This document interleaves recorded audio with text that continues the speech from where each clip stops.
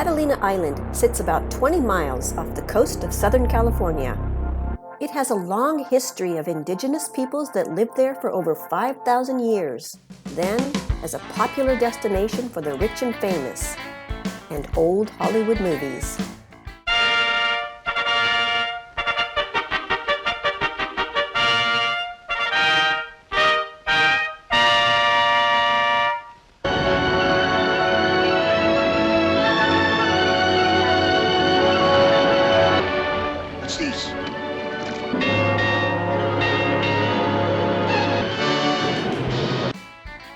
And of course, it was also known for its free-roaming herd of bison, which still roam the island today.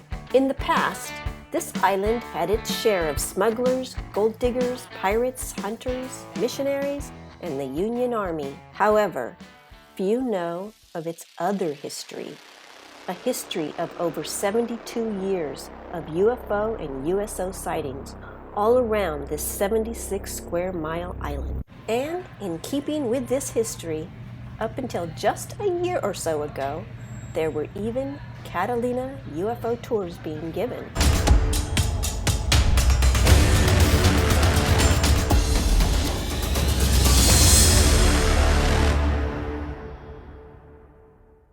Pete and I decided to take a little boat ride to the island to do some exploring, a little camping, and some CE5 work.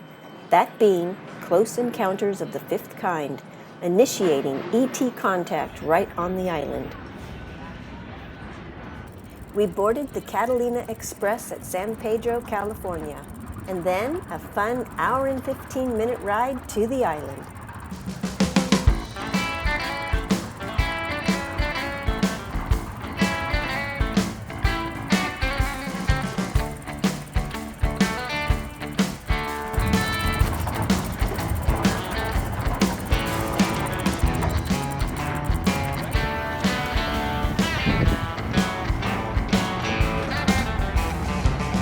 Perfect.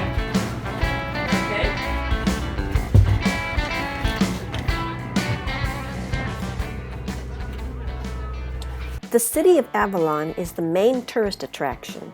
However, we wanted to do some camping in a more remote area, so we chose 2 harbors to explore and camp.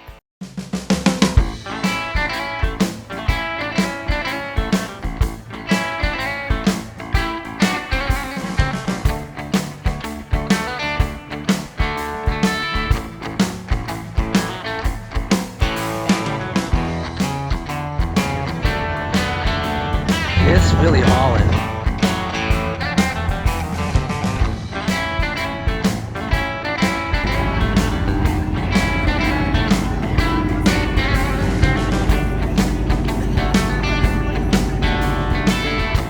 It was 1947, July 8, when a group of witnesses on Catalina Island saw 6 flying discs in 2 groups of 3 fly over Avalon and off over the Pacific Ocean. This was recorded the very same day that the infamous 1947 Roswell crash incident occurred.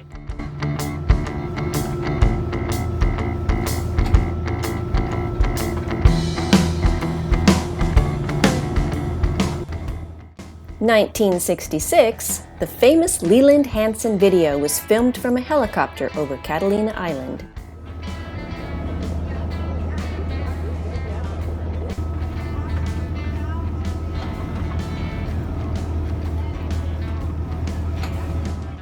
In 1982, recorded in a MUFON case, a family sailing to Catalina in mid-June, around 8 p.m., encountered a USO, an Unidentified Submerged Object. It was reported to be 50 feet in diameter with such bright lights that it gave off heat. Around Catalina, over the years and up to the present, there have been quite a few USO and UAP sightings.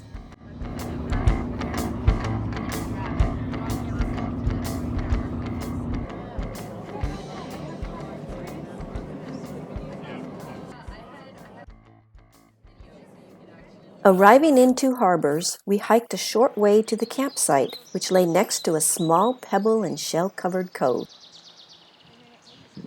The abundance of rain this spring had transformed the island into a beautiful carpet of color that the locals pointed out they had not seen in many years.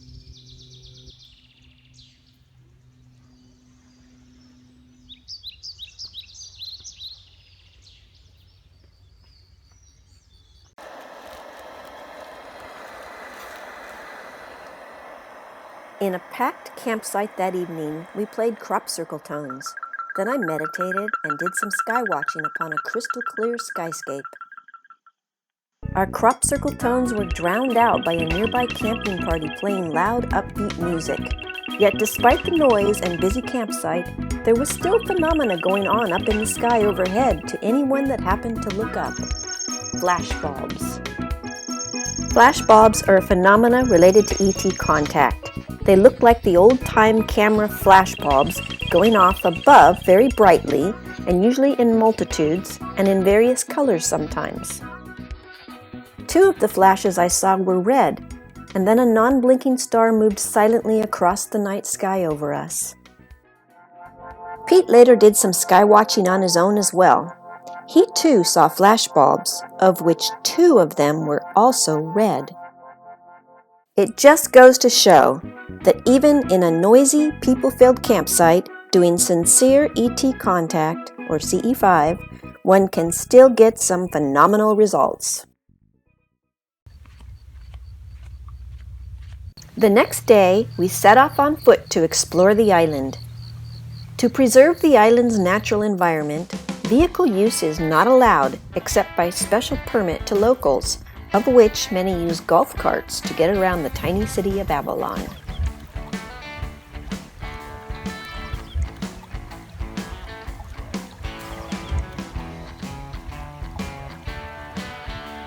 All right, we're at the end of Cat's Harbors.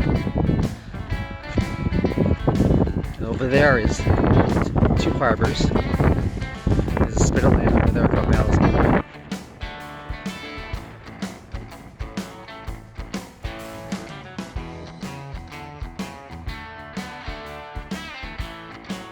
We later met up with Captain Dan, a local who gave us a personal tour of the island. Say hi to Danny. Hey, welcome. Hey, brother. How's it going? Nice. This reminds me of Baja.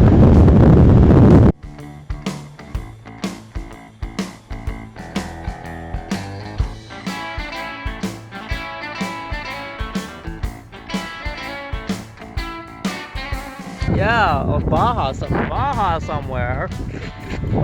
somewhere. Yeah, it does sound right. Look at us. Look at us.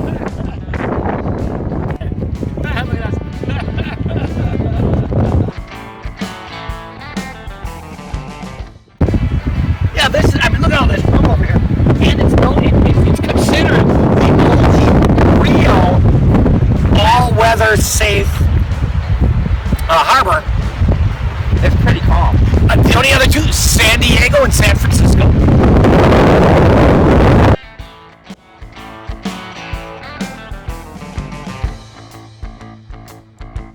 In Catalina Harbor, we located the famous shipwreck of the Ningpo. This was a Chinese pole junk built in 1753 and brought to Lover's Cove near Avalon to be used as a Chinese restaurant. Okay, you see way out here? That could be, that overhangs, the bowsprit, the big platform that goes out for it. It was burned here in Catalina Harbor in 1938, possibly for a movie.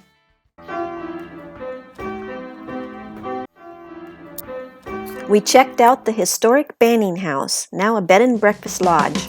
In the early 1900s, this was the summer home of the Banning brothers, who owned the island before William Ringley Jr. did. Yep, that's the chewing gum magnet.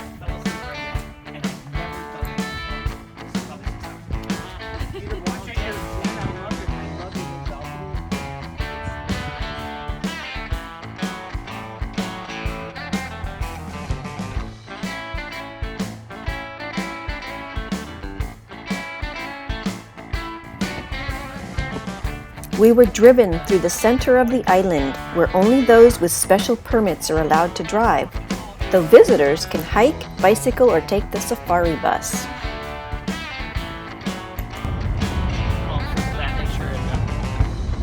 And it's beyond that. It's beyond the landfill is the sand quarry.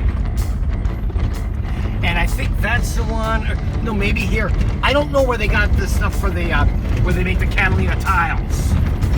They poured that clay or whatever it was. Okay, this road.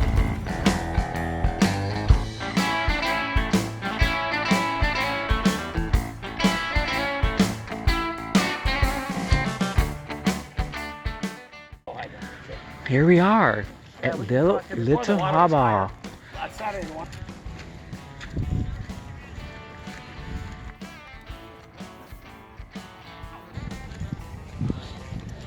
Oh, it's much nicer here. It's more of a...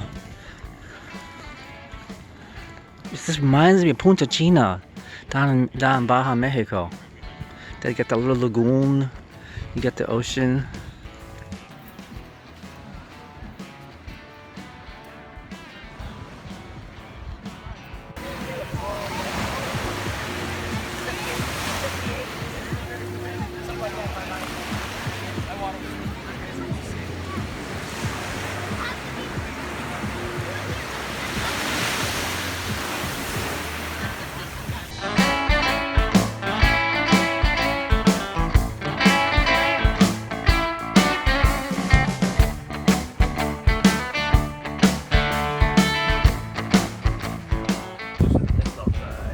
You got your open window, there we go. Yeah, I see him. Look at nice set of horns. Oh, he's big and You got nice. some nice horns. Yeah, she needed side of fries and coleslaw. Wait, why are you saying that? He's a See, vegan. did you see that tail start? Yeah, I know. Shake it, you better. Here. So if the tail starts There you flipping go. and And he's just go getting straight up. angry. No, he'll stand Secret up sauce and the sesame seed first. bun. He'll stand up first. See, he had a little scrape. See how his butt there, that hair gone? Yeah. He could have, chances are, he was scratching himself on something and like barbed wire, and it ripped off the top. I got that hair hanging on posts and stuff all over my camp. They leave a souvenir behind. He wants to scratch on everything. Imagine it's summer, they're all full of bugs. That's why they roll. I mean, they want to get the bugs off. It's their dust bath. Yeah, exactly, yeah. And would you say he's about 1,200 pounds? About 1,800. 1,800 pounds. 18, give or take. Some go more. The younger ones, skinny ones are, but yeah, about 1,800. And typically plus from there too. And 35 miles an hour, if he wanted to, he or she could bound up, and before I could get my foot on the gas, could put its head through this door and probably crush my leg. 35 miles an hour from that position. Have you ever had one attack a vehicle? Yeah, the one that I told you or did I about the little girls who were playing, and two broken horns was oh yeah, he's not gonna like this. Two broken horns. That's too close. You see the eyes? His tail's began to wiggle. Yeah. Get the hell out of here. His eyes opened up. Yeah. Right there. Wait. Two little girls were. He was a little close. And so I got in the way, and he charged at me. It was all I could do to get out of the way. And he just went running, he did his run. And everyone got out of the way. But yeah, he meant business. He'd have ran me over. No question. So here we have a small island off the coast of California with hundreds of sightings over the years that also just happens to lie on the 33rd parallel. In fact, I also discovered that Catalina Island's City Hall sits smack on the 33.33 latitude. Roswell, New Mexico also sits on the 33rd parallel, and so does the Giza Pyramids and a host of other UFO hotspots around the globe.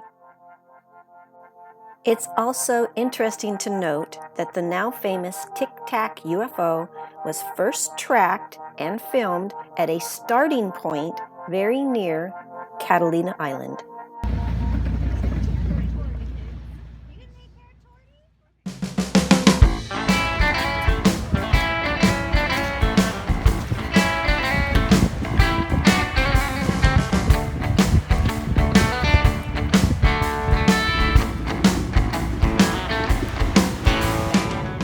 Returning to the mainland, about 10 miles out from the island, where the water runs almost a mile deep in the Catalina Channel, just as Pete was thinking to himself, we should bring a small group of CE5 workers to the island for a weekend event, at that same exact moment, as I was looking out over the expanse of ocean and sky, suddenly, about 300 feet above the water, there was a large bright flash of silvery light, followed by another fast-darting streak of light, then another large bright flash. I can't say whether or not any other passengers saw this spectacular UAP display, as none seemed to be looking up or out the window at the time, but it was for sure the stuff of high strangeness and a wonderful surprise ending to our Catalina Island adventure.